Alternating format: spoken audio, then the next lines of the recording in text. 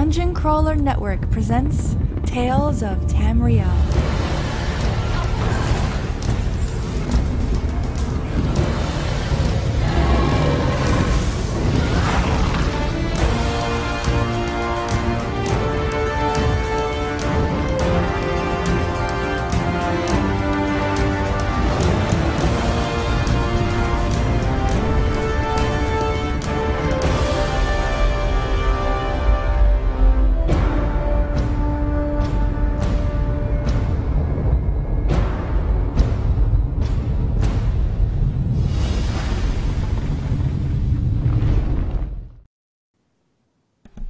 Good afternoon, ladies and gentlemen. I am your host, Aggelos, and this is Tales of Tamriel, a Dungeon Crawler Network production.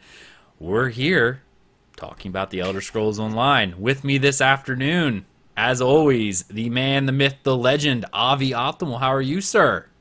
Oh, I'm doing really good, man. How about you? I'm doing great. I'm doing great. Awesome. It's awesome.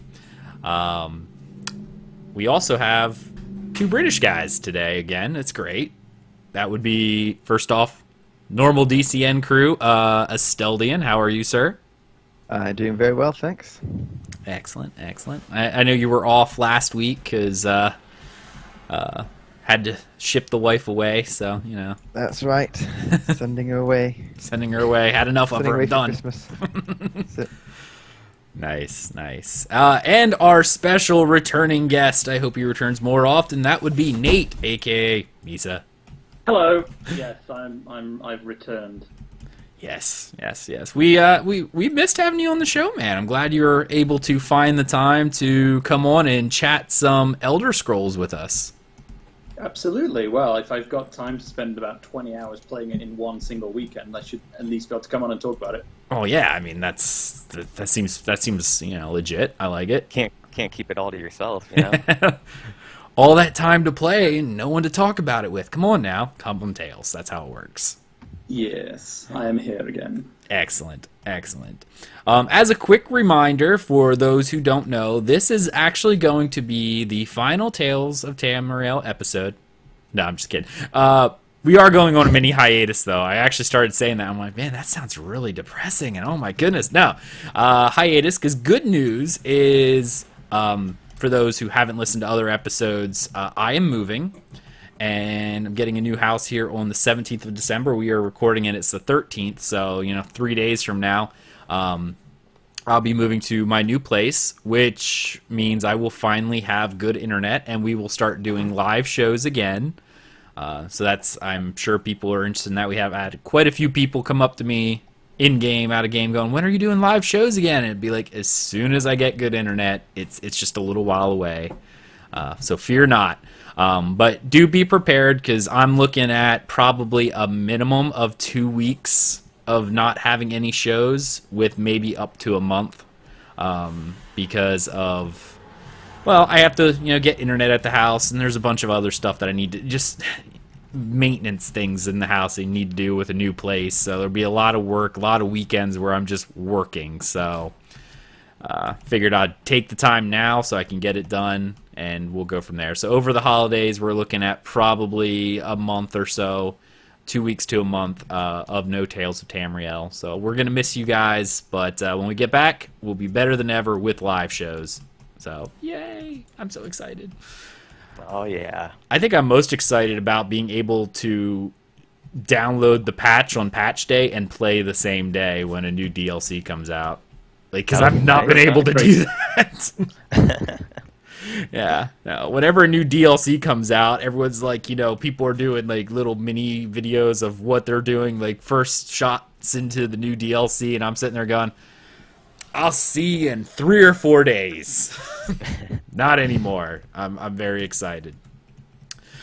All right, guys, let's roll right into game news. We're going to start off first with maybe the elephant in the room, but it was actually a kind of neat thing. The ESO Free Weekend, which is ending today, unfortunately, but it was kind of neat that they had the free weekend, and a lot of people got codes to send out. I think they had like 50,000 codes from all different websites and whatnot. We're given tons of codes for a free weekend. Did you guys get any friends into the game? Nope. No, I did not. All right, so for people who love this game so much, why didn't you get your friends into the game? They're I already don't in have there. friends. I don't I have play. I don't have friends. Oh, well, I that's play games. depressing. That's depressing. Most of my friends either already have it or on this show, or whatnot. But I took my code to Reddit and I gave it away on Reddit to somebody who wanted it. So. Oh, nice. Oh, I didn't. Well, in that case, I didn't get a code. Oh, you should have gotten one That's the emailed. I was going to say, I didn't have a code. They should have Yeah. emailed you one. I think I got the email, but I never opened it. Oh yeah, they emailed codes to people to give away to no. friends. I would have. I didn't know. Or I What? would have posted it on Twitter or something. Did you have to be a Why on subscriber to get it? earth? Or? I don't think so. I think it was any active account got one. Well, I've got an active account and I pay, and I didn't get one. Why didn't they make it a pop-up in the game then? Because the best people to give out a code are the people who are actually, still playing. Mm-hmm. A pop-up in game, like, Yeah. that'd cause all sorts of issues. It'd be like the Crown Store problems. People will cry, Well- why are you ruining my immersion? True. I- Well, I mean, I recently got another friend into the game, so she plays now on the EU server. So that's like 4 or 5 people I know in real life who are in the game. That's always nice. I miss having my real life friends play games with me. Like I've had quite a few who used to play with me in World of Warcraft back in the day. Like we had a 10-man raid team, and 8 of us were within 20 minutes of each other. So Yeah, those are the good days. Me and my friends used to do a bunch of landing with Counter-Strike back in the day, and I'll bring our computers over. Those were good times. yeah, wacky friends having to grow up and Yeah. give up their MMOs. They shouldn't. I'm still doing it. I got a kid. I don't care. Actually, a lot of my friends didn't give up MMOs. They're still playing one or another, but our time shifted because of jobs and whatnot. Yeah, so it's hard to get together and do stuff. Good old life, Good old life, I know. So, all right. Well, if you didn't, I hope they do this some more because I think it was a neat idea, especially with it being a buy-to-play type game. It's neat that they do these free weekends because trials get people into the game. People are like, I don't know if I really like it. I don't really know, but And plus, the game's so much better than it was during launch, so it's good that they do these because their game is always improving. So Oh, yeah. I think right now it's so good. It's the perfect time to draw people into it. Well, that's, as Avi said, that's kind of how MMOs go over the years. Arguably over the years, MMOs generally get better. They get more and more features. There's more and more stuff. With few exceptions, most MMOs actually get better as years go on. So it's nice to do, those free-to-play weekends every so often. Specifically after you do major patches and updates and things like that. So get more people into your game. Next up on news, a new patch dropped this week for us on the PC side as well as on the Xbox and PS4. You guys will probably get it next week. But there was an incremental patch that include fixes for Imperial City and Orsinium DLC packs, in addition to some issues with gameplay, dungeons, quest UI, etc., etc. A lot of fixes about Maelstrom Arena. Lots of fixes. And they apparently fixed one of the problems where you get stuck in sprinting. I was getting that issue very bad all of the time, so it's good to hear something about that. I mean, that bug was pretty bad. You'd have to go in Crown Store and get on a horse or do something like that to, get your abilities back to be able to be used. Or It's another everywhere conspiracy getting you to the Crown Store. Yeah, it's Bug. Oh, it's wow, like you're every here. time you move, you lose stamina now until you go to the Crown Store. Wow. Yeah. Wow. So it's good they fixed that. Is that intended? Like, I'm just, Who knows? I think I'm Illuminati. Yeah, my favorite bug that I think is hilarious is, you guys get the one where if you're sprinting and then you hit your mount up button, your character runs on the back of your horse. Yeah, that's great. Oh yeah. I love. I hope they don't fix that because that's just hilarious to watch. Yeah, It's a I good. love It's a that. good Elder Scrolls bug. Yeah, right. I There like are it. a few bugs they definitely need to address, which we'll probably come to when we talk about our gameplay this week or something. But if you're in PvP and you're rebuilding one of the walls of the keep, it's possible for you to actually get built into the wall. Ooh. Oh, If wow. you're fixing the wall in the wrong place, the wall will rebuild and you will be stuck in it.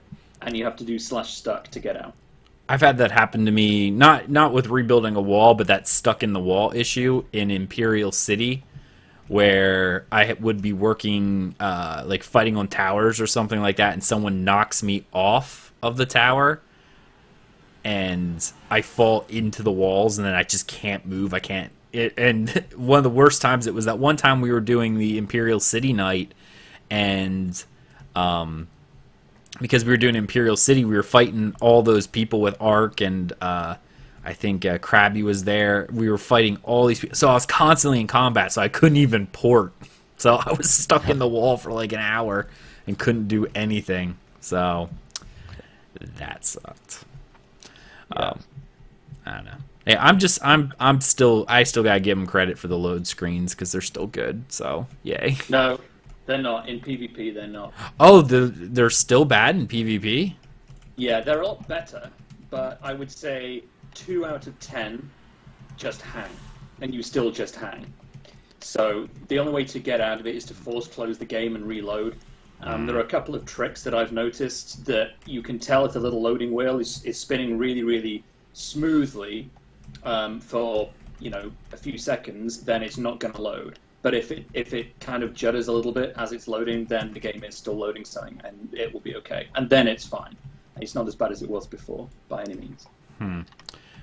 Well, they've been having issues with that Cyrodiil for the longest of times. It's just, I don't know. I don't know if it's just outside the scope of what they're able to do. I don't know.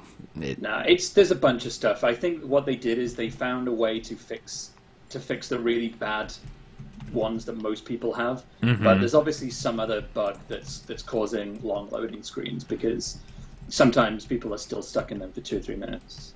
Well, even But it's better than it. Oh yeah, I was gonna say patch 2.2.7 where it was the one where they fixed it. They only said they fixed one of the most common. They didn't say they actually fixed everything. It was just one of the most common bugs that they managed to fix. So compared to the old days, 3 minutes is still a fast load time. I don't know what you're complaining about. yeah, well, yeah, Captain Speedy. this is true. I mean, no more loading screen bowel movements. It sucks. Oh yeah, Oh, God, yeah. yeah. I heard you mention that on off the record. Yeah. It was Gosh.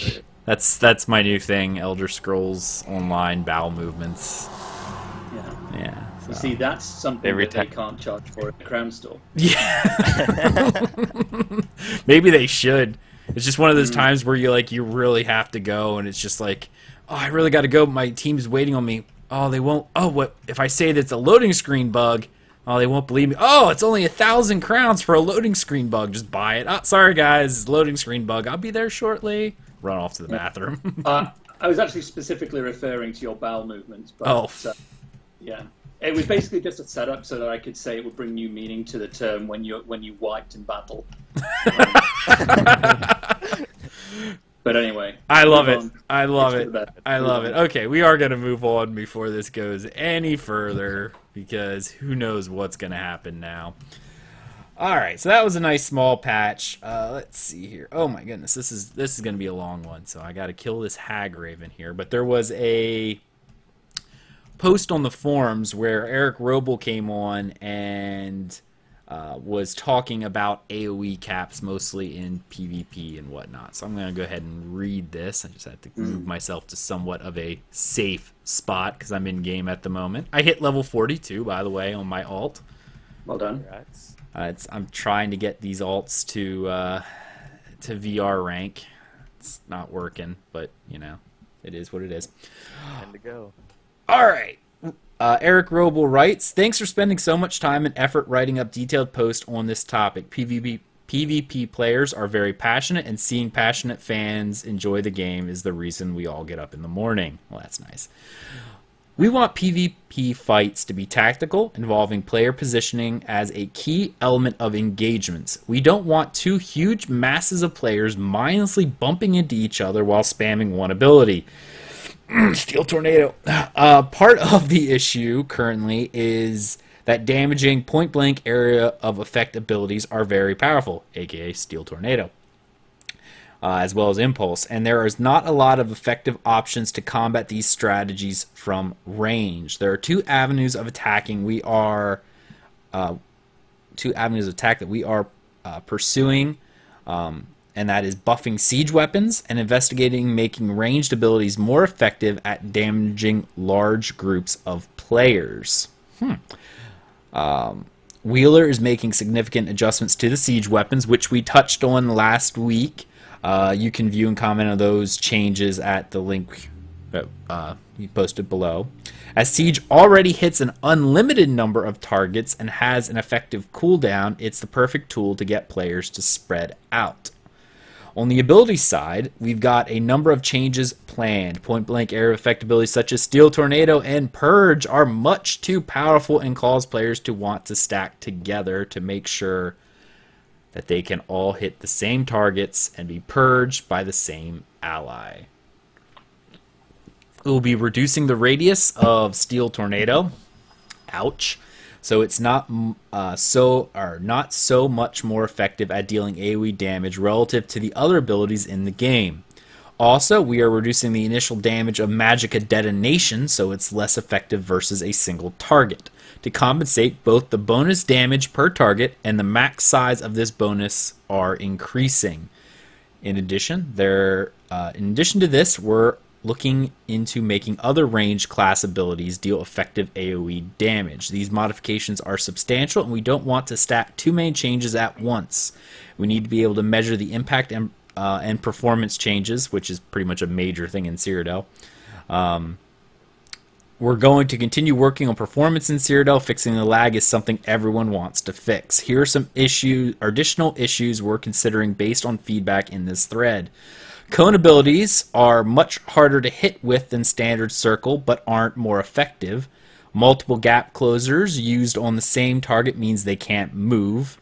Camouflaged hunter stealth attacks can double proc, killing targets very quickly.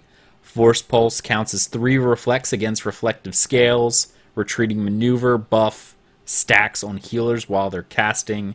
And XP to advance assault and support lines is still very, very high. So, pretty much what he was going on about is point-blank area of effect abilities are not very hard to, do. Just stay in a circle, it emanates out from around you, happy day. You got your impulses, your steel tornadoes, etc., etc., etc. They are looking at completely nerfing these to make them a little less attractive, as well as providing people with a few more options. Nate, you're a pretty heavy PvPer. What are your thoughts? Yeah. In general, I'm for it. Because there's this feeling, there's this definite issue where what you get at the moment is you get a lot of groups who they do one of two things. They group up in at least usually 12 person groups, and they go around and all of them have the proxy debts on, or they do exactly the same and they just run around in a train in a very tight position and just spam the hell out of it. And it generally means the only way you can combat them is by working with a much bigger group and timing your attacks. But then it just feels like you're just spamming the hell out of ultimates just to take down this one group that is kind of spoiling the nature of the game for everyone else, because they don't really go around and do much capturing of keeps or strategically planning how they're going to take keeps with other groups in the zone, which is really kind of what it was meant to be. On the other hand, while that is still a way that some people are playing, it feels like you have to do something to even the balance. So I'm a stamina DK, which is not the most powerful class in PvP, but it does mean that when you have created a build like I have that has 85% crit on dual wield, and you've got a ridiculously high weapon damage, and you pair that with Steel Tornado and various other things, it at least evens the odds when you are against those giant groups. But most of the rest of the time, I'm using other attacks, and I prefer sort of one-on-one one-on-one skirmishes with individual enemies as part of a group. So I'm generally in favour of it being reduced if they're all getting reduced in an even way, because I personally love to not have to keep Steel Tornado and my Flames of Oblivion on a second bar just in case I run into one of these groups and we have to quickly annihilate them. Right. It's quite satisfying when it happens, and it's good for point scoring, but that's not really what the PvP is about in this area. So on the other hand, I think there could be a good... I think they've talked about having different campaigns, like one vet campaign that doesn't include champion point system buffs. Yep. Next update. And I think it would be interesting if there was a campaign for just like 24 on 24 Steel Tornado proxy debt, trains, because it is quite satisfying. It's just not the reason that the majority of people get into playing. So that's a very long-winded way of saying if they're kind of nerfing them all to a similar extent, then I think that's probably good for the game. On the other hand, I don't feel particularly guilty spamming the hell out of Steel Tornado when I have to, because it's sort of the only way that you can survive as a group sometimes when you're faced with these giant proxy debt trains, which happens daily. Right. Well, offering more splash damage from single target attacks definitely will help people counter it from range, but like you said, the only way to really counter it is to do the same thing.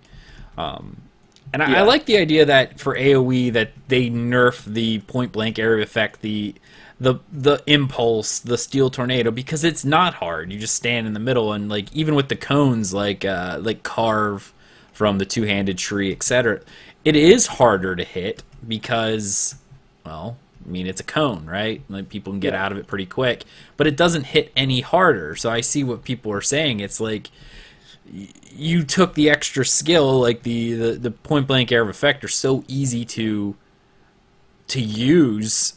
Why should they be rewarded? That's kind of like if you can't aim, use this. But if you're good enough to get the cone going, that should do more damage. But it just doesn't. Yeah, you have to think a bit more. If you're using something like Steel Tornado, you don't have to think as much. The only thing you have to really pay attention to is the hit on your stamina, because it does knock your stamina quite heavily. If you don't have a lot of stamina, then you're only going to send that going a few times. I think Steel Tornado takes about 2,000 stamina, something like that. So it's not as high as some, I guess, actually, now I think about it. But on the other hand, yeah, I agree. Carve is a much more satisfying way of killing people, and it charges your ultimate, which in effect should be a better thing anyway. Right. Thing is, even with me, I could spam Steel Tornado pretty much all day, because on my stamina Templar, I have almost 40,000 stamina. Almost. I'm like 38 something or another. So I'm not... And I would actually probably have higher stamina if I was like a Red Guard or something, but I'm a Nord that has terrible racials, so, I can't do a whole lot. Yeah, Steel Tornado's always been a stamina eater for me, that's for sure.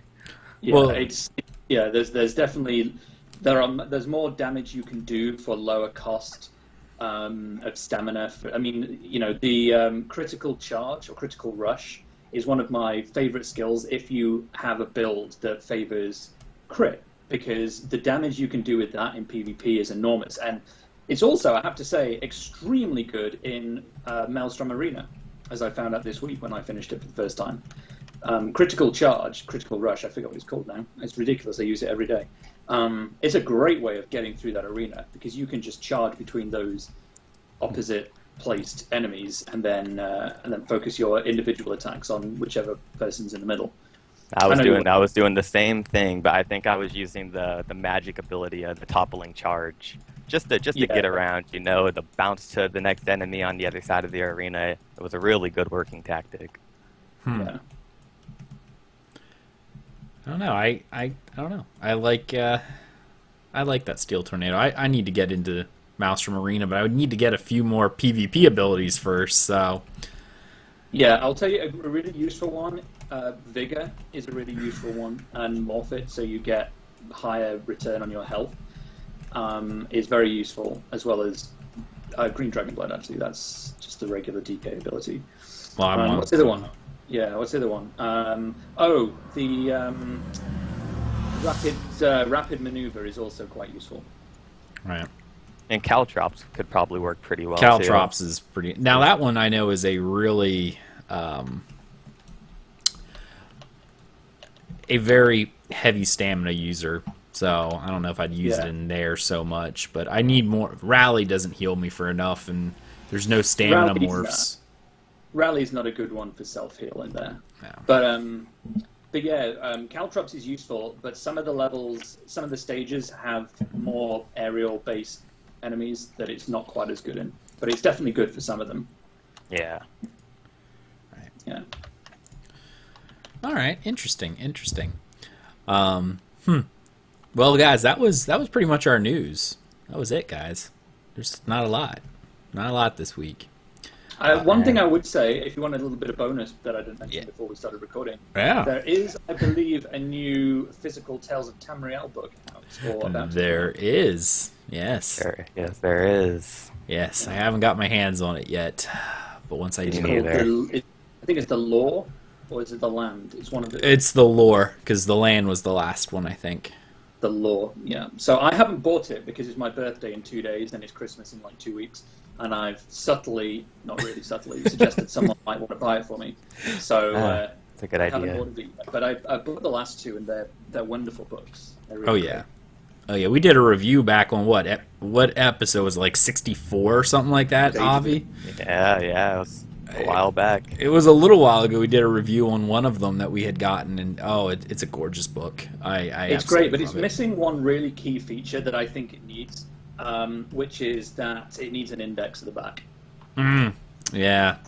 Because sometimes you just want to look up a particular person or something that you know is in there and just see when and where they're referenced, like Dwemer.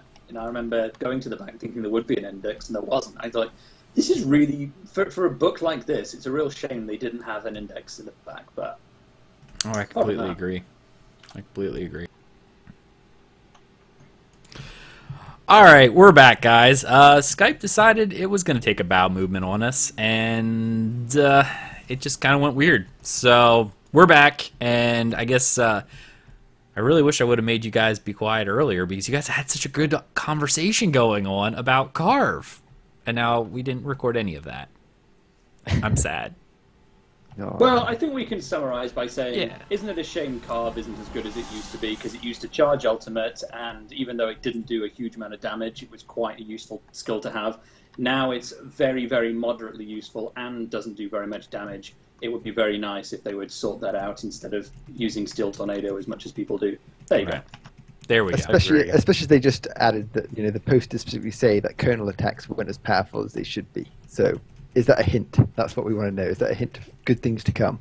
Right. It would be nice that if Carve was actually a viable AoE solution, because if you're good enough to hit with it, like you said, Carve is one of those things where you do it once every 8 seconds, I think it is, to keep the minor heroism buff up to tick the ultimate, and then it's like, whatever. After that, you don't need it anymore.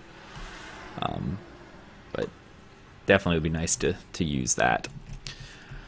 Guys, it's Tales time. Let's go ahead and talk about what we've been doing in game this week. And let's go ahead and start with Asteldian. Do you have anything for us this week?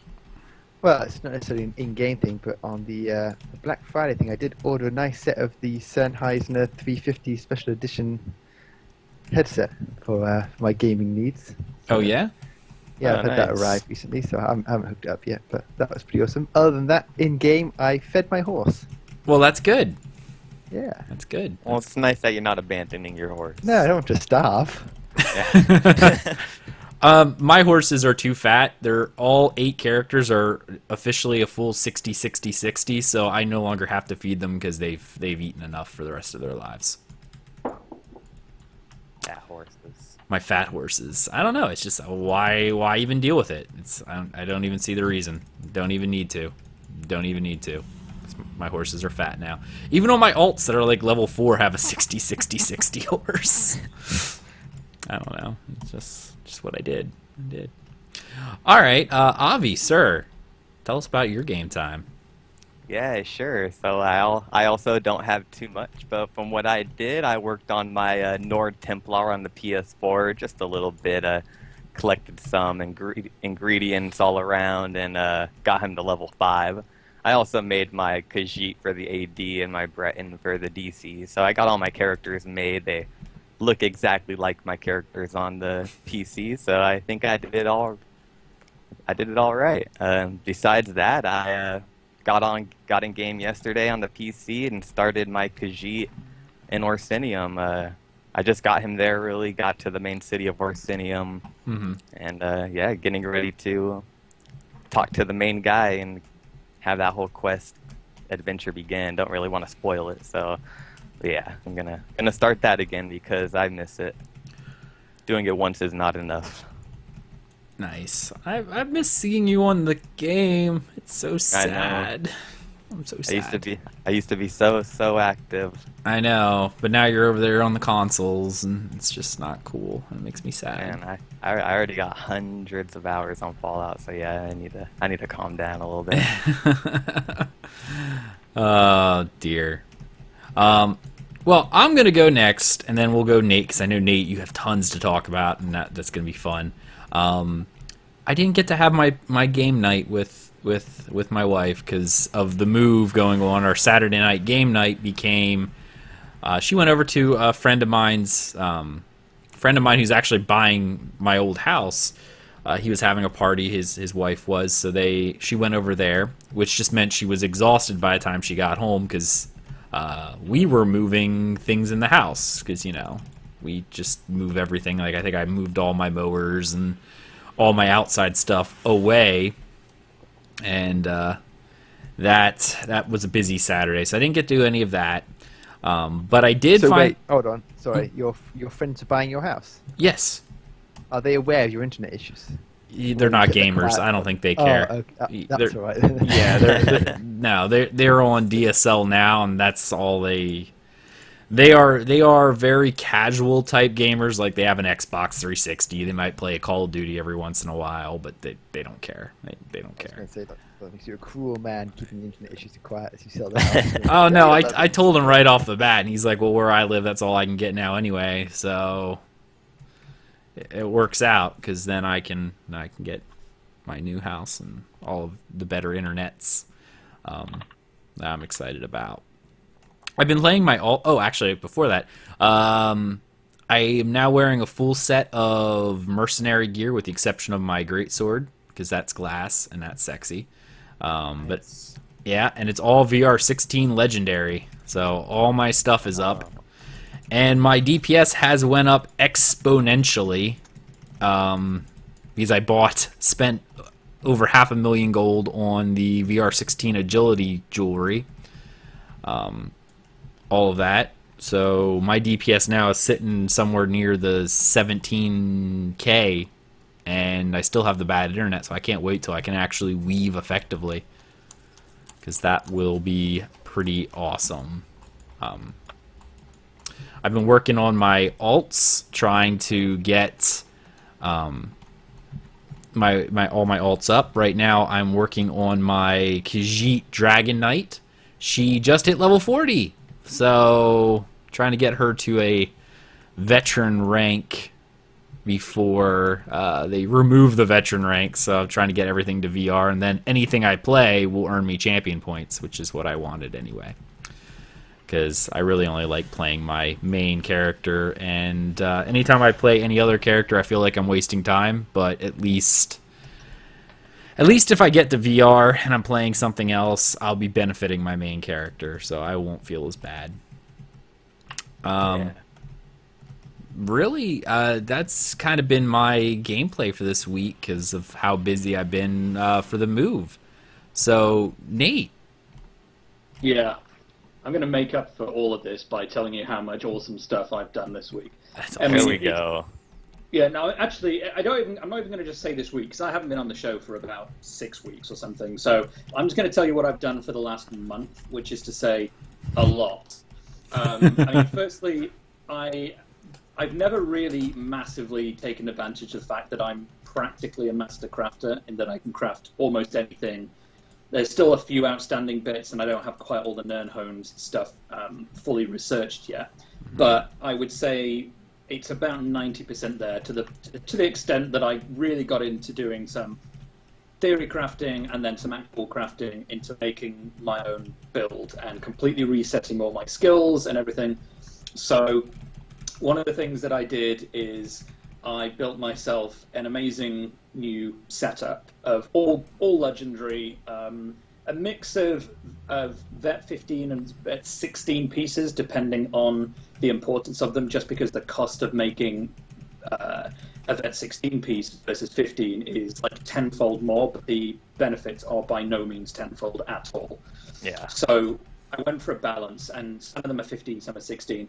But essentially, I made myself, firstly, all five pieces of legendary Hunding's Rage, because I'm a DK, and I wanted to make TPS, and I wanted to make something that A, worked really well in PvP, B, worked really well in PvE, so I needed a bit of extra survivability for both, C, maximized critical damage, because in order to get through some of the PvP stuff that I do, you need to be quick. So I definitely needed critical rating to be high. I also needed to make best use of sort of the damage skills and self-heal. So 5 pieces of Hunding's Rage, all legendary. 3 pieces of the Night Mother set, or Night Mother's Gaze set, because that also adds weapon crit and damage. You're dual wield, right? Like your main is dual wield? Dual wield. The main is, well, my main is actually two-handed. Oh, okay. And I use a great sword of Hunding's Rage as well on there that's got currently got a flame damage enchantment, but that's the only thing I haven't changed. I need to change that. And on the Hunding's Rage for my twin daggers, I have they're precise, so again, crit values are higher, and I have the Crusher enchantment on those as well, so which reduces armor. And then I've got the Necklace of Agility, and then I have Ring of Endurance, which does add stamina, but also adds health recovery and maximum health. So that was a couple of pieces that were cheaper to buy, but actually benefit my health. And basically the result of all this and the enchantments that I've got has given me a critical rating of 85, and that's before I add any buffs. So before any crit potions, it's 85% crit, with about 3,000 weapon damage and about 30,000, just over 30,000 stamina, but also 30,000 health when I'm in PvP. So decent survivability and really high critical rating and decent damage, whether I'm doing critical attacks, of which the vast majority are critical attacks. And it's good in PvE because in one PvE instance it hit 98,000 DPS in one single mob, which was extremely satisfying to see come up on the screen. And in PvP, it obviously hovers a hell of a lot, but safe to say I've been able to annihilate the aforementioned trains, and also survive a reasonable amount as long as there's a decent healer.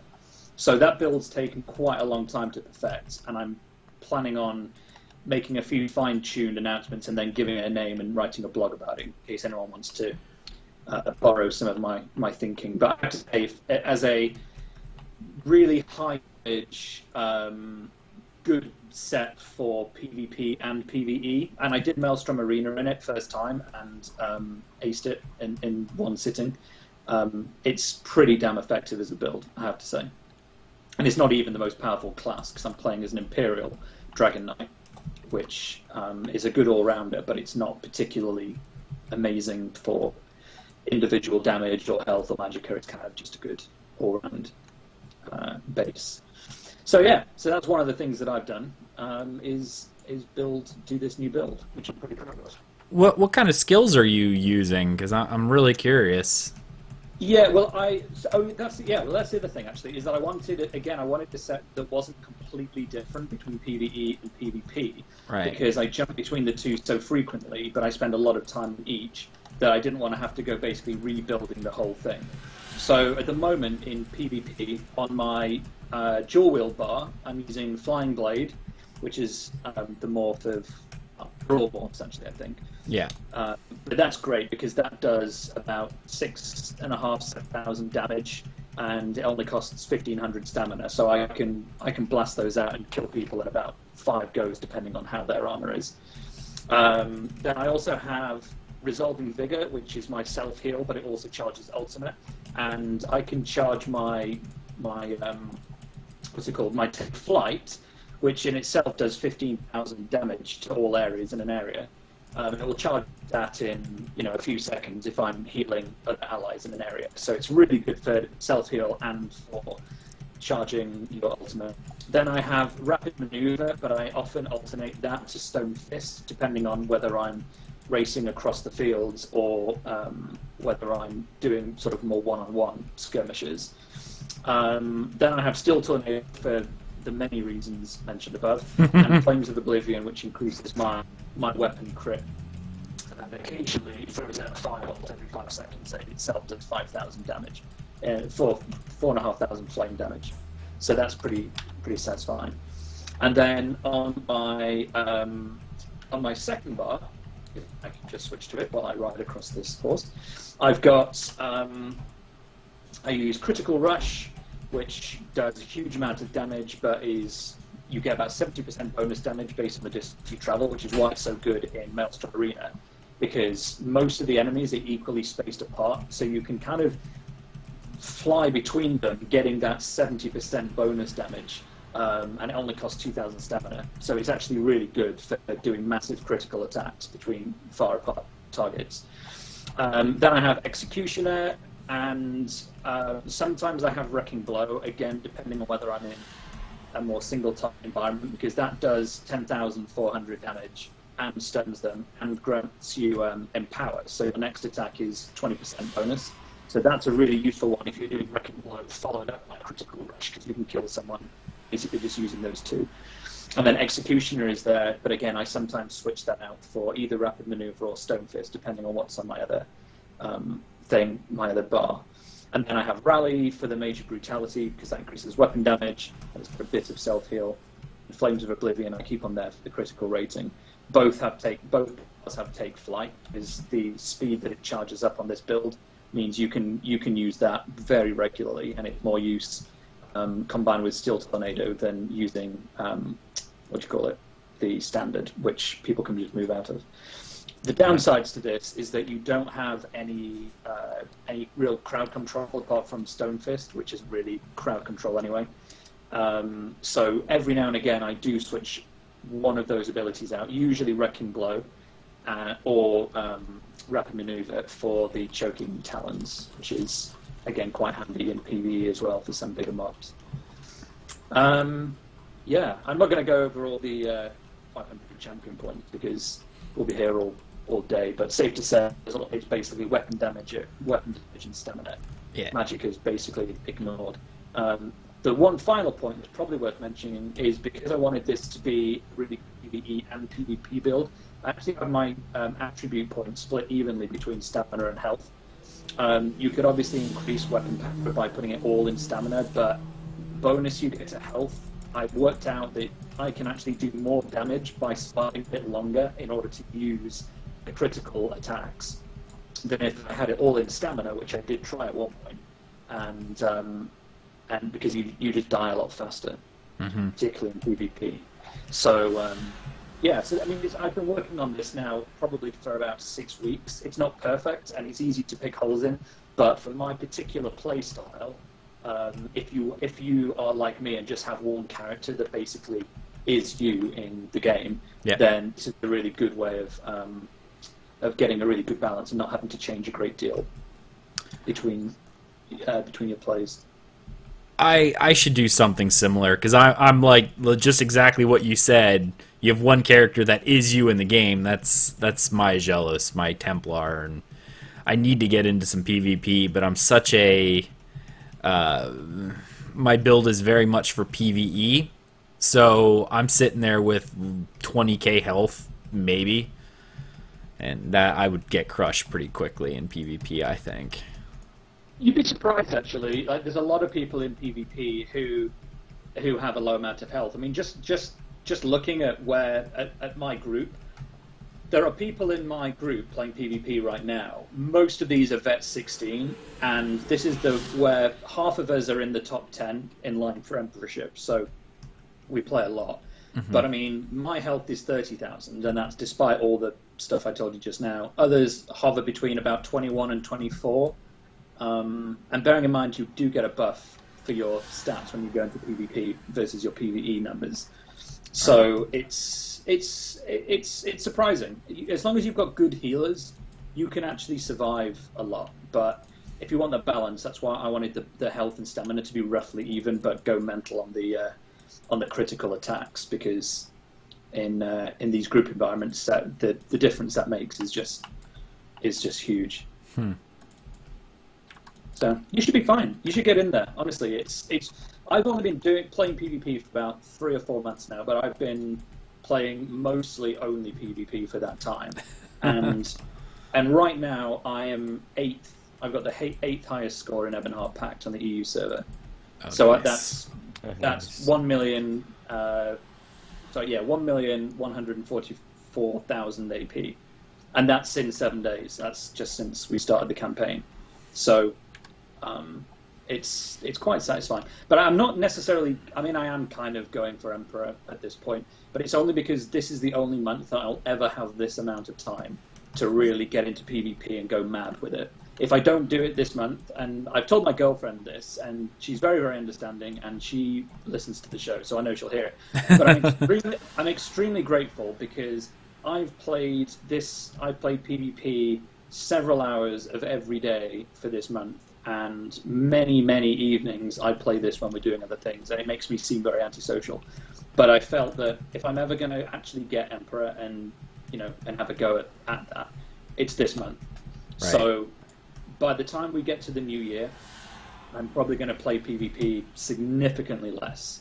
But this month I am condensing like 18 months worth of dedication to PvP and my build and everything, just to get everything absolutely perfect, and then probably go back and start doing a lot of PvE stuff and enjoying Rothgar and even Craglorn, which I haven't done yet. So Right. that's, I said I was going to tell you about what I've done over the last 6 weeks. Like, that is just the first thing on my list that I could go through, but I'm going to probably leave it there until you ask me to go on about it. I was gonna say, you could keep going, man. Keep going, or if you have more to talk about, by all means, sir. Well, I think the crafting stuff, the PvP side of things are, as some of the big ones. Yeah. I think there've been a bunch of interesting achievements I've done, like all the kind of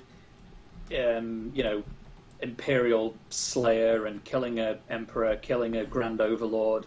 I've done all those. I got my achievement for doing 100 million points of damage in PvP.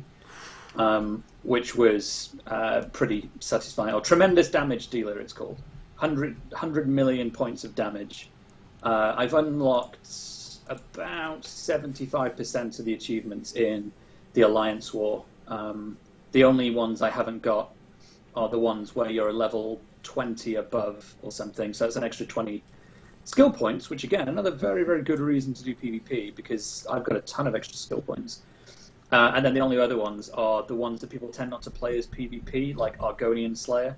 I've only apparently killed 15 Argonians, which I find that baffling considering the amount of people I've killed. But no one plays Argonian in PvP apparently. I also haven't quite got Nord Slayer or Khajiit Slayer. So yeah, it's been pretty good. Maelstrom Arena, finished that. Quite a lot of stuff. That's awesome. It's just been a really dedicated couple of months of doing a lot of stuff that I haven't done that's basically outside of PvE, which is like really nailing the crafting, really nailing the builds, and getting a build that's custom to my character, getting potentially Emperor in PvP. Yeah, it's been pretty good.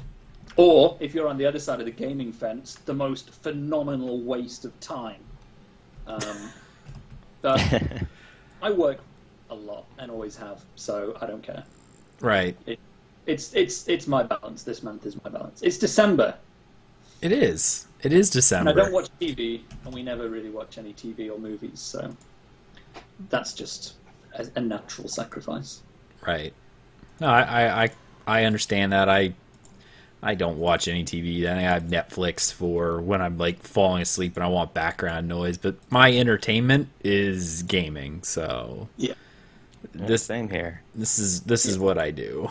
I feel lost when I've not got a game to play. I hate it when I'm between MMOs. Yeah. I feel I have lots of free time all of a sudden. I'm like, oh my god, what do people do that don't game? I know. It's like, what? They go on walks or something like that. I don't know. I don't know. I have no idea. The guys at my work, it's kind of weird because I never understood this. For those who don't know, I'm a system administrator at a financial institution, so I work on in their IT. And when I was in school, going to college and whatnot for computers, everybody was like an MMO gamer. Like they were just a gamer. Like even the professors, like after test and stuff like that. I remember EverQuest was big at the time. People would like after finals, we'd all get together and play these games. And I started working and nobody plays. I feel so out of place at my office because I'm sitting there and they're talking sports. And I'm like, sports ball? Oh, that's boring. You should have seen the dragon I killed last week. And they look at me funny. So that's how it goes. Yeah, I'm the same. I have absolutely zero interest in sport whatsoever. And I think this is very comparable, particularly in the PvP side of things, because it's real people playing with real people. I'm on TeamSpeak, and we're coordinating, and we take it pretty seriously. And it's it takes a lot of planning and a lot of skill and skills. Although asterisks here for the exploitation and skill spamming that we've talked about. But right. By and large, you have to work with a bunch of people and you have to plan. And I've led the the occasional raid, which I never thought I'd ever be good enough at PvP in order to lead a raid, but it's been reasonably successful. Yeah. So shout out to my guild as well, Elite in Decimation Elite and PvP, because that's who I run with. Excellent. Good. Excellent. Anything else for us, sir? Probably, but that'll do for now. I'm kind of sick of my own voice, so God knows what everyone else is thinking. No, I get fed up. You haven't been on it so long, so it's... You're English, you're fine, the your voice. Yeah. People love your voice on this show, man. Well, that's incredibly kind. No, I think that's probably the main thing. I mean, other than that, it's just having a lot of fun, really. It's just been, right. it's been good. I mean, I wish we were on the same server because I'd love to bring you into some PvP, Ag, and just sort of get you up to speed because I think you'd really like it. But for me, the life in this game is preserved by always having something different to do. So I've only ever really done PvE in the game because I really love the lore and the quests. And you and I have talking at great length on and off the show about always reading all the dialogue and talking to all the NPCs and reading books, and it's exactly the same as me. It's a complete obsession, and I don't mind because it's my only complete obsession. I don't have the same thing for books. Well, not fiction books. I read a lot of non-fiction. Don't have it for TV and films. It's just Elder Scrolls, and I'm also playing through Oblivion a little bit in the background too. But just getting away from the PvE and just thinking, well, what are the things that I don't do really very much at all? What am I not good at that I could find real interest in the game? And a lot of that's been crafting and and then making some money off crafting in the store. A lot of it, well, the majority of it has been PvP and the builds and working on my build. But it does mean that now when I do a bit of PvE, it actually feels weirdly fresh, and it's a hard feeling to describe, but when you are doing a dungeon and you're doing it on your own or just with a friend, it is so different to doing PvP that it feels like two completely separate games. So it's been a really nice way of sort of extending the game's life for me, I think, by not trying to do both simultaneously, but spending months doing only PvE and having now spent months doing PvP. And it's good. I'm looking. My brother and I are going to do, because he plays. We're going to do probably the main quests through Hrothgar over Christmas together, and I'm looking forward to that. It's it's a little different, and that's that's one of the things I love about the game. And I know that people give it a lot of stick for not necessarily feeling like there's enough for everyone to do, but for me at least, and the things that I enjoy doing, I'm finding the game as fun and fresh as I ever have. That's definitely one of the nice things about MMOs is the fact that if you do something different, wow. Oh, I just got to roll that back because I'm watching the one of the quests in Orsinium, and you know how the game was. They were going for a teen rating when the game came out, and they said they were really going to start embracing the mature rating. No spoilers really here, but like they really did, because the one orc comes up, like you're watching an exchange between them. He has this big sword. He more or less just walked up to a guy who was arguing with him and just shoved the sword through his gut and held him up in the air on top of the sword, and there's like blood pouring out. I'm like, oh. Welcome to Orsinium. I was like, wow, like, well, when they built the game originally, they built it for teens, so there wasn't a lot of blood. There was like gushing blood as he impales this guy on the sword and holds him up on the air. It's like, wow, okay, that was startling. That's an orcful way to die, isn't it? That is an orcful way to die. I like it. No mum jokes with the orcs. No mum jokes with the orcs. Yeah, definitely. That was awesome, because it was like, like most Elder Scrolls games are dark, but there was really no blood in this. This guy, he impaled him on the sword, and it wasn't just a normal animation like, oh, he fell over. Like, he literally lifted the body up off the ground while still impaled, and the guy's just like gushing out blood from his stomach. That kind of floored me there for a second. That's quite funny actually, because I was thinking just the other day about how the kind of the VATS targeting system in Fallout, you get that sort of really hyper gory replay like view of your most recent kill. Well, I was thinking about a really interesting thing they could do to add to ESO is that kind of kill replay action type thing, where you could replay your final kill in like from an alternative or more cinematic angle, if you like. Because I think that'd be probably not in PvP because you wouldn't really have time, but in PvE, that could be a really interesting little new visual style that they could do with this mature rating now that they couldn't do before. It'd be neat, like just to play off of that in dungeons and stuff, like the final bosses, not even the final boss, but when you defeat a boss, whoever got the kill or whatever could, everyone could get a cutscene of the guy jumping up and just like slicing a head off. That would be great. Yeah. And I mean, you're fighting a boss, so once the boss is dead, generally, that's the end of it. So. Yeah, Dragon Age was great for those kind of like dragon slaying final kills. Right. There's a great one when you finish Dragon Age 2 actually, where you were fighting Thingy, the final boss, and you do the kill where you basically drive a sword through its head. It was wonderfully satisfying. Definitely was. That's awesome. That's completely awesome. Oh, and yeah, I guess, back to what I was saying, MMOs are great for that, because they are a game like Asteldian. I know when we play these games, we play them for years at a time because they just have so much stuff to do, and it's nice to play a game and have multiple things to do. Like you said, with the PvP, you've been PvEing for so long, go, you know what, I'm going to do some PvP, and you've obviously liked it enough to spend the last month doing it, or longer.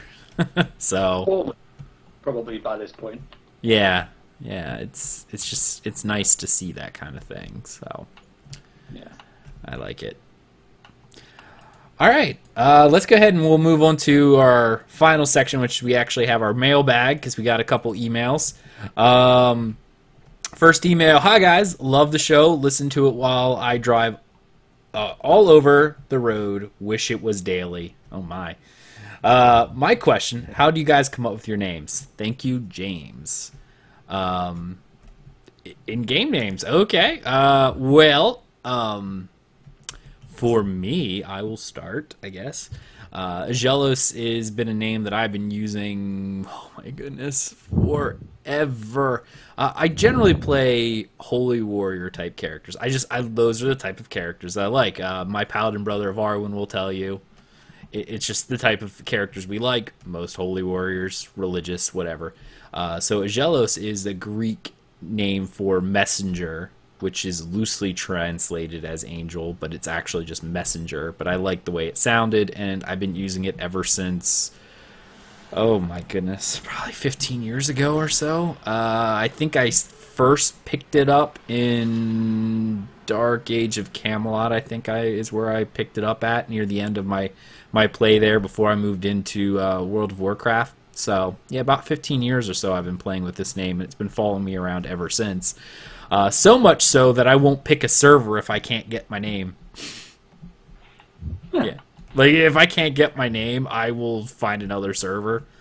So if my name has been taken, like, I will up and find somewhere else, which was sort of one of the things I was always worried about with Tales was people, and this is, our community's great, but I've seen other people do this when I was getting ready to play Guild Wars 2. There was a podcast I was following very heavily, and these guys were very popular, and people actually signed into the game before they got in and took all the co-host names and then messaged them saying that they would sell them to them. Wow. That would be really crappy. Yeah, because, well, I mean, you had your name, you've been podcasting for a year. Like, these people have been possibly like almost 2 years before Guild Wars 2 came out, and that was their names. You know, they're all excited, and the people went on and took the names, and the next episode, people were like, well, how was your first day? And it was kind of a bad day for people, because they're like, somebody logged in, made characters out of all the main hosts of the show, and then messaged them the next week going, I have your name, I'll sell it to you for like $50. You can PayPal me. It's like, what? You pay me, I'll delete really, the character? Yeah. That really sucks. That's a really awful thing to do. Yeah. Those people need better things to do with their lives. Yeah. And that's coming Go from play some someone who's games. spent like hundreds and hundreds of hours playing a single game. But still, that's bad even with that in comparison.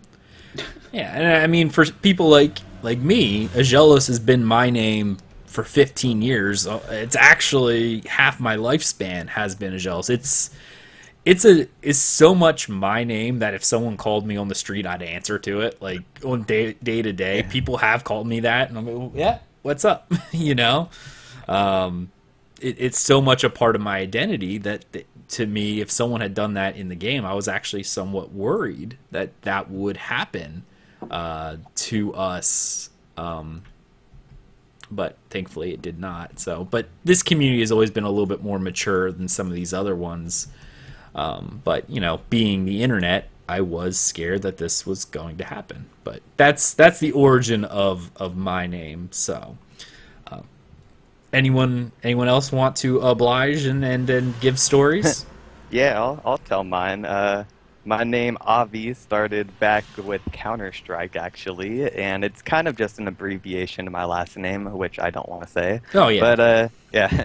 But, yeah, so it's just an abbreviation. Then Optimal pretty much just came from the name being hard to search, easy to be taken from me, kind of like what you just said, you know, it's AVI, you know, it's so it's very simple. So I got Optimal from an old music group that I used to hang around with in my local city, and kind of just took the Optimal from them, and yeah, became Avi Optimal. I'm the exact same way as you. Most people that I know in my local city call me Avi, so I'm you know, if you call me my real name, I'll probably take longer to look at you than if you just called me Avi. So yeah, it's stuck with me for a long time. I think I got the nickname eighth grade year, my 8th grade year playing Counter-Strike. Yeah, it's been a very, very long time. Yeah. Anyone else? Yeah, maybe.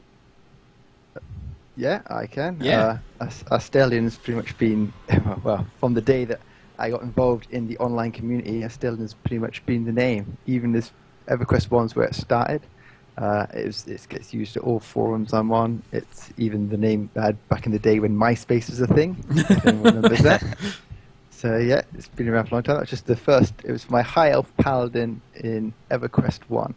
It did actually have a meaning. I think it was Ast, and then the Asteldian was two separate parts where I think it was some form of Elvish or something that someone done at the time, and it combined to make something, but I, for the life of me, cannot remember what it meant. But the surname was always Kaliskan, which went with it, and that meant loyal companion. And of course, as I always played a paladin type person, it was the perfect fit to go with the first name. So I've had that from EverQuest 1, Vanguard, DDO, you name it. It's appeared in every single game. Right. So, but yes, there was actually Elven meaning to it, so there was actually a translation for it. That's how I came about. Depending on the game and how much I like the lore of the game, like I like Aggelos because it sounded enough in this game, at least, for not so much a Nordic name, but an Imperial name. Not, or like most of the Nords in general, if you join the Imperial legions, just like Talos, Tiber Septim, would take an Imperial name, and I always role played that my character fought for the Imperial Legion, so it kind of fit. But when you talked about the Elvish name, Lotro, I had a Sindarin name, Iruin, which was my real name. Jonathan is my real name. It was translated as closely as possible into Sindarin from Tolkien, Middle Earth.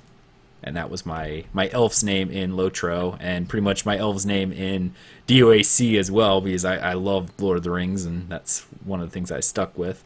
I do tend to, like my alt characters, I tend to pick names, especially in ESO, that fit the culture. And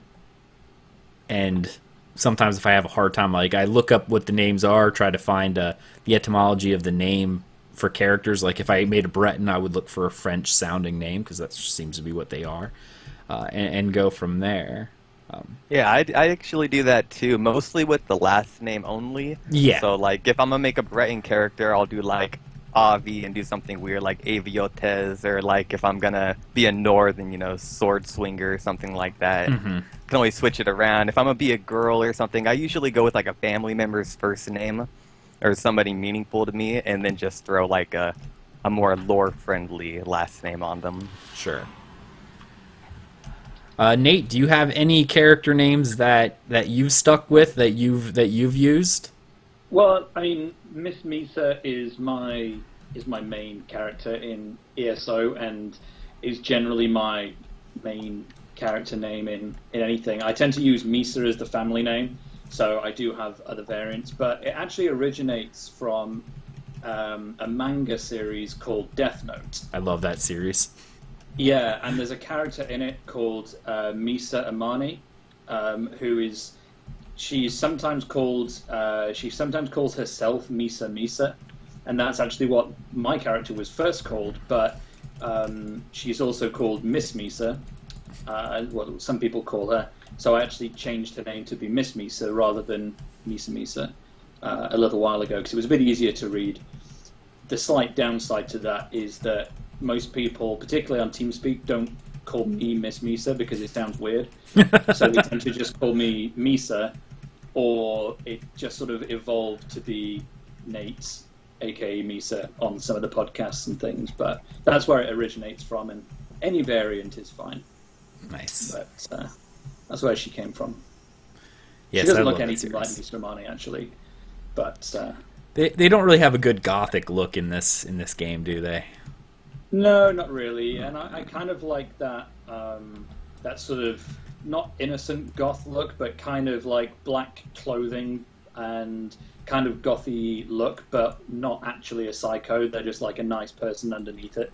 Right. So there's not a particularly good way to dress that in here. Although I did buy that ball gown dress from the ground store when it came out, because that's about as close as I've got her to look like I'd probably dress her if she was a real life doll, which would be weird.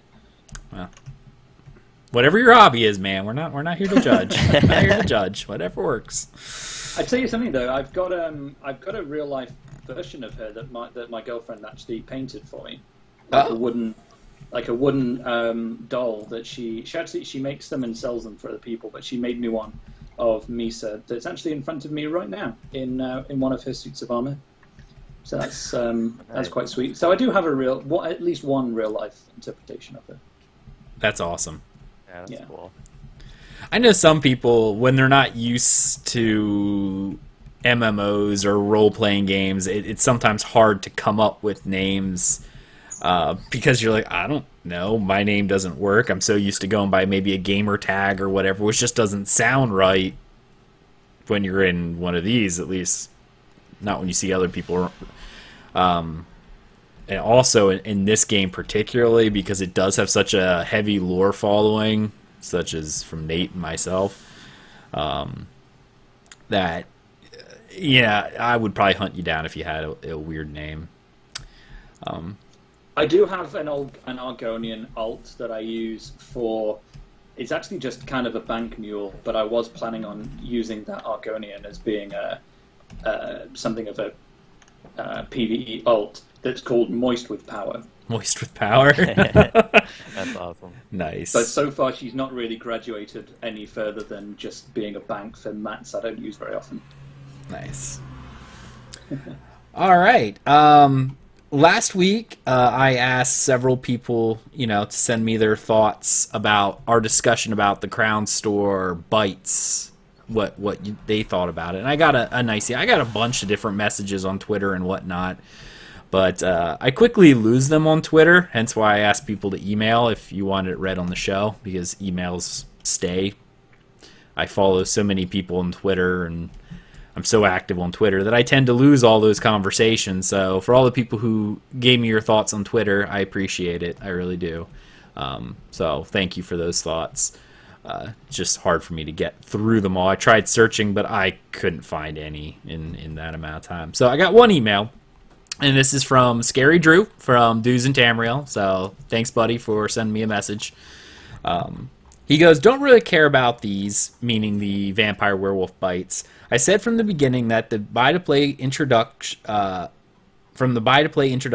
the description that Zos of only cosmetic and convenience items in quotes meant that there can be any form of buy-to-win items in the Crown Store.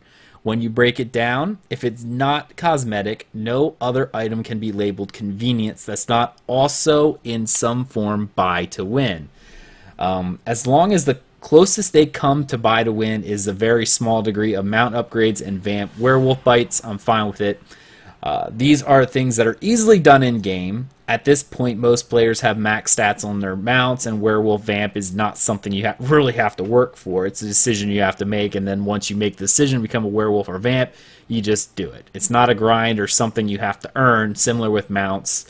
Though, yes, the mounts take time and gold. It's a simple matter of talking to an NPC daily. I don't see Zos offering gear in the Crown Store unless it is last season gear, which I think, Asteldian, you mentioned earlier, which I'm fine with, because one of the reasons I won't go back to World of Warcraft is because I would have to grind out for many months to get up on par with the current tier of gear. Being able to buy the last season of gear and get right back into current content would be acceptable to me. Those are my thoughts. Love the show. Keep up the great work. Thank you for sending me your thoughts. I really do appreciate it. Anyone else would you guys like to comment on his email before I go into it? I basically agree with him entirely. Okay. Yeah. I think some of the stuff about the Crown Store is a little bit overblown, which, I've voiced my sometimes contradictory views to your own ad before now on sort of the significance of the Crown Store thing. Like, I think, if your big thing is crafting, and that's the big thing you do, and they start putting crafting stuff in the store, I can totally see that it has more of an impact on that sort of a player. But so far, nothing they've done or have said they're planning on doing has impacted the way I play the game at all, or the way that anyone I know plays the game, at least locally. So I think it's all right, but I agree. I'm always nervous about it. It's just everything's just a little bit too close to happening. But so far it hasn't affected my enjoyment of the game, and I would agree with what Du said. Yeah. Well, for me, it's mostly just kind of like what I said last time. Is I just worry about what they're gonna put in next. You know, they put in something with character. God, I'm blanking out. Abilities and all that stuff, and you are buying a power increase. You are. Yeah, exactly. It's something that can make your character better or worse depending on if you know how to use it. Yeah. And so you know, that's my main problem with it. I don't really have a problem that it's in there. It just worries me of, okay, if this is okay, then what's their idea of this is also okay? Yeah. I think you know, the only thing that are probably universally game breaking to everyone would be things as significant as buying your way up the veteran ranks or champion point ranks in the way you can with the horse, or buying weapons that are more powerful than what you can craft yourself, that kind of stuff. But at the end of the day, there's most of the things that you can buy at this point, they kind of convenience items. I think that the ones that are really frustrating are ones where it's like the glass star motif kind of bugged me. Like, if you really want them, you are basically better off paying for them. Like, they are better value. If you equate how much time it takes to get those items, you are better off just putting down the money and paying for them. But the thing that I sort of always keep in the back of my mind about the Crown Store in general, and you really do have to kind of, turn off your console, get out of the house, look at the gaming industry in a whole, of which ZOS is just one part of, and think, at the end of the day, companies make decisions to keep their product in business and keep it available. And if they get rid of something like a subscription and put in a store, it's probably because they feel they have to. Yeah. As long as they don't deliberately make the game worse unless you pay, and I know that's slightly subjective, but as long as they don't do something like you can only get up to level, you can only get to vet 16 if you pay, otherwise it's capped at vet 10, just something like that, then everything's being done in order to keep the game in business, because the wider gaming industry is going through something of an odd transition outside of single purchase games, which is people expect them to be more accessible and free to begin with, and in-app payments and stuff. And there has to be a balance struck somewhere, and they have to make enough money to keep a ton of people in business and keep a game running for a decade.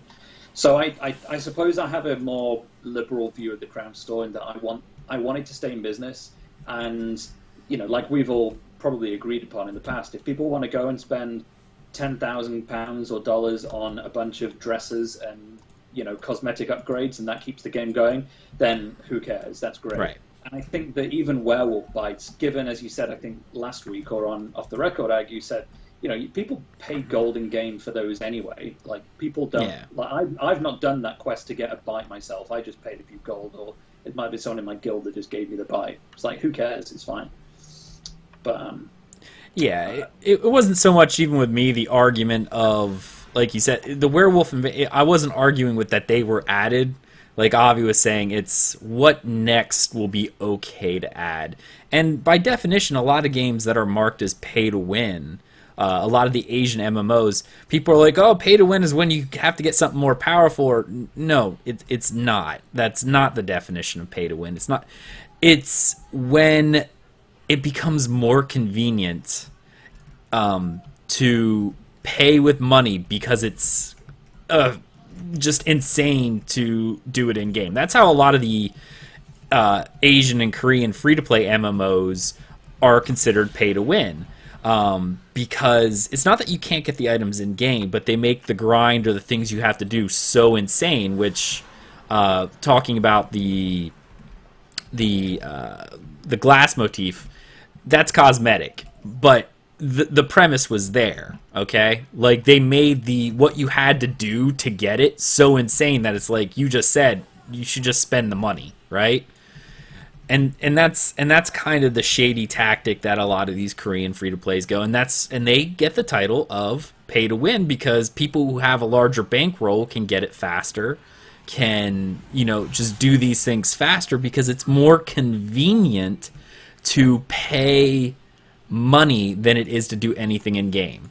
Right now with the vamp and werewolf, if you're paying money, it's actually more convenient to do it in game because right now they're going for what, 5,000 gold, which takes you all of 20 minutes to earn. If you're willing to spend that much money on it, then by all means, you're just having a hard time. It is not more convenient to buy it with real money. But the second that they look at something and go, something that I would consider pay to win is monster helms in the store. Because if it has the perfect trait on it, it's like, oh, well, it's still available in game, but they make it so RNG to get it that I would consider that pay to win if they offered, oh, you can buy a Divine's helm or an Infused helm, whatever trait you want, for 2,000 crowns, here you go. Or you could just run the dungeons. Well, there's no guarantee that I will get the right one. The grind could be very, very long. Or you could get lucky. That's still, by definition, pay to win. It doesn't have to be more powerful. They have to make it so inconvenient for you that it's just more convenient to spend money. Once they do that, they do cross into the pay to win, especially when it's something that's power. Which I think that's why it's good, as you say, if it's about seasons, and if it's a way to say, well, you know what, I'm not in a rush. Like if you're that person who really wants to get it, then you've got 3 months or however long it is to get it, and then maybe some of them go on the Crown Store, then fair enough. But they've generally been pretty good about saying that anything you craft will always be better than anything that's in the Crown Store. Mm-hmm. And I think as long as that stays true, then that's fair enough, because that keeps the grinders happy, it keeps the crafters happy. I'm still on the fence about how I'd feel for raw materials to be crafted, to be bought in crowns, and I mean specifically raw materials, not materials, because raw materials you still have to refine them yourself, and you get bonuses like the drug wax and all that kind of stuff by refining them, and that's still based on chance, not cost. Right. But again, that is a total grind to go out and do all that, and there's a technically unlimited amount of it in the game, so you can just go around constantly farming it, or maybe buy a pack of the raw materials and refine it, and the chance to get one of the bonuses out of it is still there. But it has to be that you can craft something better than you can pay for, I think. Right. Because I don't think any game nowadays makes something so powerful in the store that it's just better. They just make it so inconvenient that you would be stupid not to pay. And we saw that with the glass style. Like, I'm pretty sure they know that was a bad way of doing it. Yeah. Like having to get however many pages it was. 10 fragments. Yeah, 10 fragments just to get one page, and that page might be one you've already got. Yep. Like, you could go months and months to get that page, and it's only 5,000 crowns. Like, that's definitely, it feels more to me like that was an experiment to see how far people would go. Mm-hmm. And I think that's fair enough to do it once, but the fact that they've not done it like that since is a bit of a suggestion that it probably wasn't a great way of doing things. Yeah. No, it definitely was not received well in a lot of cases by anybody because of what they had done. So yeah. Do you know what I'd like to see? An in-game lottery. In-game lottery? Yeah. Like, do something where every day, you enter somehow, either in AP or gold or some other currency, Telvar stones or something, where, you go in and kind of like with the horse, it's a set amount every day. And you can go in and every day you have a chance of winning either an item that is of equivalent value, or you have a chance of winning like a great helm or a really great crafting motif, or something like that, where there's it's another daily sort of thing that you get from someone. Like, you could easily see the law, it's just some rich kind of ex-high elf collector of collectibles or whatever who just wants to gamble stuff away. And it'd be a really interesting way of gaining, rare gear rather than just writs or something else. They give you something else. Basically, I'm sitting on millions of AP with nothing to do with it until they release whatever it is they're going to release. There's motifs. Trying to think of, the Akaviri. Yes, and that's something else. I knew there was something else I was going to mention. A really good use for AP right now, if like me, you are sitting on millions of them and would rather have the gold. Buy the motifs, put them in the store on a guild store for sale. You can do it. They're not bound to your character. And I sold one for thousands just as an experiment. Many thousands, tens of thousands, in fact, in gold. So there's a little pro tip. It may be an old tip, but I've just discovered it. Well, no, it's easier for me to earn money in game than it is for me to PvP. Like, I could earn the money faster by doing my PvE than it would take me to do PvP. So yes, I would gladly spend the money and buy it from a PvPer who that's what they do, because the amount of time it would take me to earn that much AP, I could just farm the gold and do it 3 times as fast and buy 3 pages. So, yeah. So that's a thing to bear in mind if you're sitting on a lot of AP. There's obviously a demand. It's sold within minutes. I remember when I put it in one of the guild stores that had a guild trader. So it's something to do with that AP if you don't want to wait and see what they do next. All right, guys. Well, this is kind of the end of our show. So let's go ahead and give our final thoughts and tell everyone where we can find us. Let's start with our special guest, Nate. Well, you can find me on the EU server. I'm in Ebonheart Pact, obviously. And yeah, if you want to get involved in some PvP with me or with Decimation Elite, my PvP guild, then drop me a message in game. I'm at Lanxon101. That's LANXON 101. Or find Miss Misa again in game. That's fine. Drop me a message. And on Twitter, I've forgotten. What's my Twitter? Nate ESO. Nate ESO. Thank you. Mm-hmm. It's a relatively new one that I set up for just following and talking to people for Elder Scrolls stuff. So you can follow me or message me on there. And if you want some of those AP-based motif things, then I'm happy to buy and sell those to you too. Excellent. All right, Avi. Yeah, it was a really good episode. Lots of fun talking. This is going to be our last time being on for a few weeks, so that's I'm so sad. It's kind of sad. Yeah, it's kind of sad. So be sure to stay active with us on Twitter. We'll still be active. You can find me in game everywhere at Avi Optimal. I'm playing a bunch of games right now, so if you want to play with me, hey, just let me know. I'm open to it. So, and you spell that AVIOPTIMAL. Nice. And Asteldian. Yeah, it was nice being back on the show after my break last week. I thoroughly enjoyed listening to Nate tell us about the crazy things he's been getting up to. And I do understand his love for the PvP. Obviously, I never got myself into top 10, but what was it, about half a year ago? I spent a good few months pretty much exclusively running around in the PvP zone, because it is quite addictive once you start. Yeah, it's very addictive. And just as an update, I'm now rank 8. Not sure if I was rank 8 before. Nice. But I am now rank 8 in line for Emperor. Very nice. Nice. Thank you. All right. Anywhere else? I know other games you're playing, Asteldian, Project 99, right? Yeah, I'm playing the Project 99. That's EverQuest 1, so it's, 16 years old now. But as a server, it's free to play. And I've just been loving it. I was afraid that maybe my memories of the EQ1 were biased, and I was just living through nostalgia. But getting back on, I thought, yeah, this game's every bit as good as I thought it was back in the day.